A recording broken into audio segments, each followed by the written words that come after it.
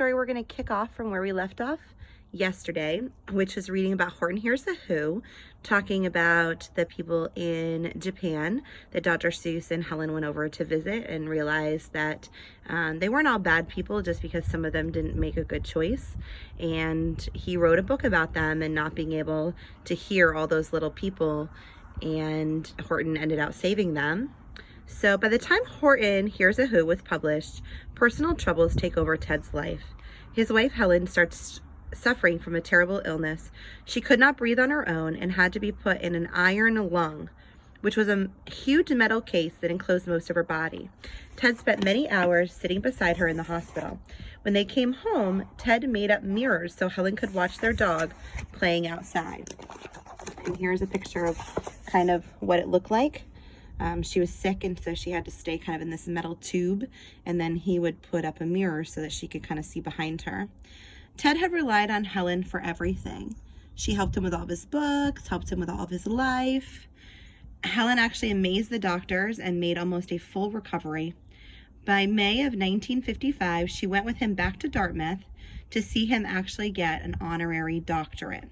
It's like a special award you can get at colleges. And so he got one of those, which means now he actually had his doctorate degree, so now he could actually really be called Dr. Seuss instead of how he made it up to make himself look smart before, which was good.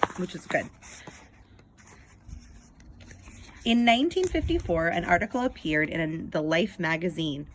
It asked why American children were having so much trouble learning to read.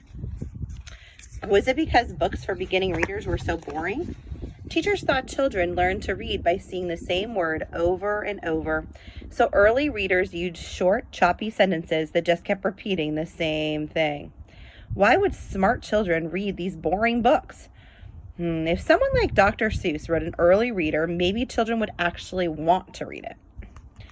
A friend of Ted's named William Spalding worked for the publisher Houghton Mifflin. He read the article and said to Ted, "Write me a story that first graders can't put down." Ted was willing to try. Random House and Houghton Mifflin worked out an agreement.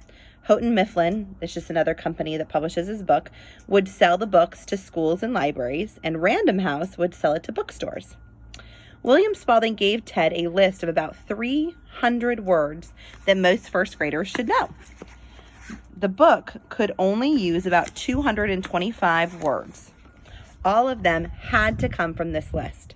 Ted thought it'd be easy to toss off a little story, but he soon found out it was almost impossible. Every time he had an idea, he needed a word that wasn't on the first grade list. He spent more than a year trying and failing. Finally, he decided, I'll read the list once more. And if I can find 2 words that rhyme, that will be my book. And he found them. The 2 words that rhymed were cat and hat. And so was the invention of The Cat in the Hat.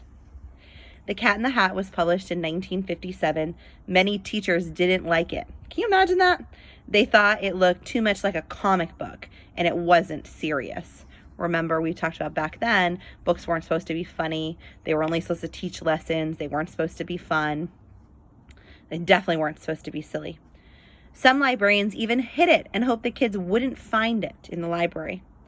Houghton Mifflin, which handled the school and library sales, didn't sell very many books, but the kids loved The Cat in the Hat. They read it and they told their friends about it, and the bookstores couldn't keep it on the shelves. So parents were going to buy it even though the teachers and the librarians were trying to hide it. It just kept selling and never stopped. Within 3 years, it had sold over 1 million copies. Of everything he had ever written, Ted said, "It's the book I'm most proudest of." So that is where I'm going to stop for today. And tomorrow I will read that book, Cat in the Hat, that I'm sure most of you have read before. But I will read that one to you tomorrow. Have a great day.